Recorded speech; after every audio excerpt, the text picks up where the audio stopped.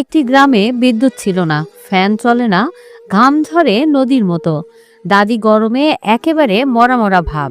দাদি বারবার বলতেন, আহারে আল্লাহ, এই গরমে আর বাঁচি না। দাদি অনেকগুলো আইসক্রিম এনে একা একা খেতে শুরু করলেন। তারপরে তিনি গরমে অস্থির হয়ে গেলেন। তাদের একটি সুন্দর গরু ছিল। সে দাদিকে অনেক ভালোবাসতো। গরু মনে মনে ভাবতো, দাদিই তো আমার সব, কিছু একটা করতে হবে। তখনই গরু ছুটে চলল শহরের দিকে। দৌড়াতে দৌড়াতে একটা ট্রাকে উঠে পড়ল, যা ভর্তি ছিল বরফে। ওমা, এ কি ঠান্ডা! গরু বলল, এই তো জিন্দেগি। গরু মনে করলো, এই বরফে যদি দাদিকে বসানো যেত তাহলে দাদিও শান্তি পেত। দাদিকে টানতে টানতে এনে ট্রাকে বসিয়ে দিল গরু। দাদি প্রথমে গরুকে দেখে বলল, এবার বুঝি শরীরটা ঠান্ডা হবে রে কালু।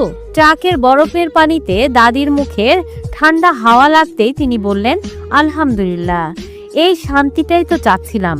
কিন্তু কিছুক্ষণ পর দাদি একটুখানি থেমে গরুর দিকে তাকিয়ে বললেন, আচ্ছা কালু, তুই না থাকলে তো আমি আরো আরামে বসতাম।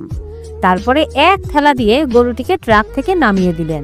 গরু ট্রাক থেকে নিচে পড়ে গেল, চোখে পানি, মনে দুঃখ আর মুখে একটাই কথা, এই কামের জন্যই মানুষে ভালোবাসা ঠিক না।